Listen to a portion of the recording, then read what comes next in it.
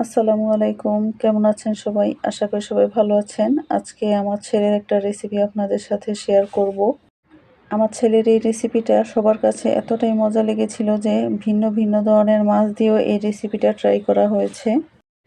আর এই রেসিপিটা সব ধরনের মাছ দিয়েই খেতে অনেক বেশি মজা হয়। তো চলুন রেসিপিটা আপনাদের সাথে শেয়ার করি। আমি এখানে ৬ পিস পাঙ্গাস মাছ নিয়েছি। পাঙ্গাস মাছটা খুব ভালো করে ঘষে ভিনেগার আর লবণ দিয়ে ধুয়ে নিয়েছি, এতে করে পাঙ্গাস মাছের গন্ধটা চলে যাবে। এবার মাছটাতে আমি সামান্য কিছুটা লবণ দিয়ে দিব। লবণ দিয়ে দিয়েছি আমি হাফ চা চামচের থেকে একটু বেশি। মাছটা যেহেতু ভেজে নেব তাই সামান্য পরিমাণে হলুদ গুঁড়া দিয়ে খুব ভালো করে মাখিয়ে নিব। আর দিয়ে দিব ১ চা চামচ ভিনেগার। আপনাদের কাছে যদি ভিনেগার না থাকে সেক্ষেত্রে আপনারা ১ চা চামচের মতো লেবুর রসও ব্যবহার করতে পারবেন। এবারে হাত দিয়ে মাছটাকে খুব ভালো করে মাখিয়ে নিব। আর ভিনেগারটা দিলে মাছের যে গন্ধটা সেই গন্ধটা আর থাকে না, তাই অবশ্যই ভিনেগার অথবা লেবুর রস ব্যবহার করার চেষ্টা করবেন। মাছটাকে এইভাবে ম্যারিনেট করে রেখে দিবেন ১ ঘন্টা, তাহলে লবণটা খুব ভালোভাবে মাছের মধ্যে ঢুকে যাবে আর খেতে অনেক বেশি মজা হবে।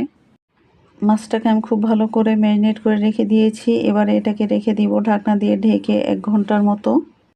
আপনাদের হাতে যদি সময় থাকে তাহলে মাছটা ম্যারিনেট করে অনেক বেশি সময় ধরে রেখে দিবেন, এতে করে মাছের টেস্টটা অনেক বেশি ভালো হয়। চুলে একটা প্যান বসিয়ে আমি প্যানের মধ্যে দিয়ে দিব 1/4 কাপ তেল। এই তেলটাতে আমি মাছটা ভেজে এই তেলটাতে রান্না করব, এর জন্য আমি তেলের পরিমাণটা একটু বেশি করে দিয়েছি। তেলটা খুব ভালো করে গরম করে নিয়েছি। আমি যেহেতু মাছটা ভেজে রান্না করব এর জন্য আমি সবগুলো মাছ তেলের মধ্যে দিয়ে দিব। মাছগুলো আমি খুব ভালো করে লাল করে ভেজে নিব। সবগুলো মাছ আমি একসঙ্গে দিয়ে দিয়েছি। এক পাশ লাল হয়ে গেলে আমি অপর পাশটাও লাল করে ভেজে নিব। মাছের এক পাশটা আমি লাল করে ভেজে নিয়েছি। এবার মাছগুলোকে আমি উল্টে দিব। এরকম ২ পাশ লাল লাল করে ভেজে নিব। আর এই মাছটা কিন্তু একটু বেশি ভাজতে হবে। অনেকে হালকা ভাজা পছন্দ করে, তারা চাইলে হালকা করে ভেজেও রান্না করতে পারে, কিন্তু এই রেসিপিতে মাছটা একটু বেশি পরিমাণে ভেজে রান্না করলেই খেতে বেশি মজা হয়। মাছগুলো খুব ভালো করে আমি লাল লাল করে ভেজে নিয়েছি। এবারে মাছগুলো আমি তুলে নিব। দেখে বুঝতে পারছেন মাছগুলো কতটা ভাজা হয়েছে। সবগুলো মাছ আমি তুলে নিব। এই একই প্যানে আমি মাছ রান্নাটা কমপ্লিট করে নিব। এতে দিয়ে দিয়েছি আমি ৩ টুকরো দারুচিনি আর ২টা সাদা এলাচ। তেলের মধ্যে কিছুক্ষণ গরম মশলাটাকে ভেজে নিতে হবে, এতে করে গরম মশলার খুব সুন্দর একটা ঘ্রাণ পাওয়া যায়। যখন গরম মশলাটা ভাজতে ভাজতে খুব সুন্দর একটা ঘ্রাণ চলে আসবে তখন দিয়ে দিব ২টা শুকনা মরিচ। শুকনা মরিচটা আমি কিছুক্ষণ ভেজে নিব। শুকনা মরিচটা আমি আস্ত ব্যবহার করেছি, এতে করে খুব বেশি একটা ঝাল হবে না। দিয়ে দিয়েছি ছোট্ট একটা স্টার অ্যানিস। আর দিয়ে দিয়েছি ২টা তেজপাতা ছিঁড়ে দিয়েছি। স্টার অ্যানিসের একটা পাতা আমি ভেঙে দিয়েছি, খুব বেশি দেওয়া যাবে না তাহলে গন্ধ আসবে। এবার এতে দিয়ে দিব আমি হাফ চা চামচের মতো পাঁচফোড়ন। পাঁচফোড়নটা অবশ্যই দিতে হবে, এই রান্নার মূল জিনিসটাই হচ্ছে পাঁচফোড়ন।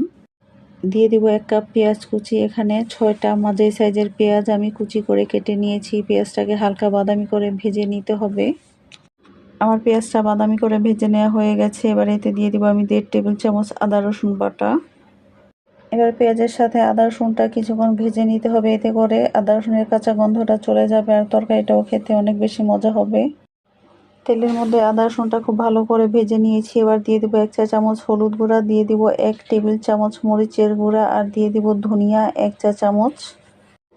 এই তরকারিটা যেহেতু অনেক বেশি ঝাল হবে তাই মরিচের পরিমাণটা অনেক বেশি। আর আপনারা যদি চান তাহলে ঝালটা আপনারা আপনাদের পছন্দ মতো কম বেশি করে নিতে পারবেন।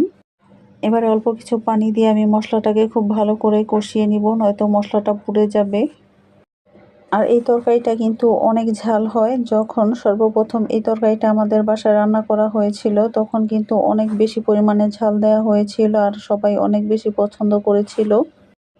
এবার এতে আমি দিয়ে দিব ২টা মাঝারি সাইজের টমেটো কুচি, দিয়ে দিব স্বাদ মতো লবণ আর দিয়ে দিব কাঁচামরিচ ফালি। এখানে আমি ৫ থেকে ৭টা কাঁচামরিচ ফালি করে নিয়েছি, অর্ধেকটা দিয়েছি আর অর্ধেকটা পরে দিব।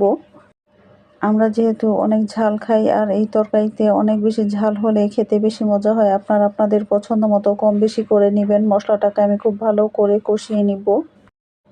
আমার মশলাটা খুব ভালো করে কষানো হয়ে গেছে, মশলাটা একদম ভাজা ভাজা হয়ে গেছে। এর মধ্যে দিয়ে দিব আমি হাফ কাপ পানি। আমি এখানে অনেক বেশি পরিমাণে পানি ব্যবহার করব না।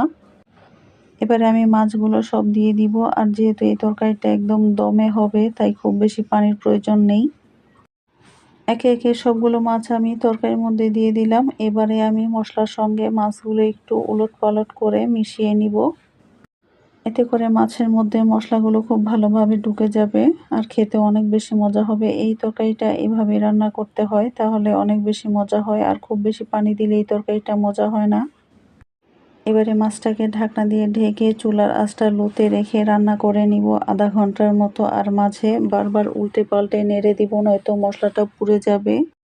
এবার ঢাকনা খুলে মাছগুলো একটু ওলটপালট করে নেড়ে দিব। আর ঢাকনায় যে পানিটা থাকে সেই পানিটাতে কিন্তু মাছটা অনেকটা সিদ্ধ হয়ে যাবে। যেহেতু মাছটা খুব ভালো করে ভেজে নিয়েছি তাই মাছটা সিদ্ধ হতে খুব বেশি একটা সময় লাগবে না। এবারে মাছগুলো আমি খুব ভালো করে ওলটপালট করে একটু নেড়ে চেড়ে দিব যেন মশলাগুলো পুড়ে না যায়।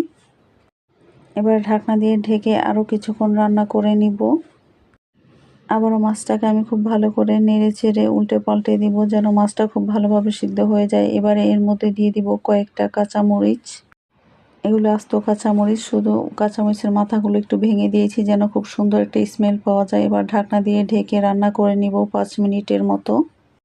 চুলার আঁচটা একদম লোতে রেখে আধা ঘন্টার মতো আমি তরকারিটাকে রান্না করে নিয়েছি। আর মাছটা খুব ভালোভাবে সিদ্ধ হয়ে গেছে। এবার উপরে কিছুটা ধনিয়া পাতা দিয়ে দিব। আমার তরকারিটা কিন্তু হয়ে গেছে। ধনেপাতা দিয়ে আমি 5 মিনিটের মতো রান্না করে নিব।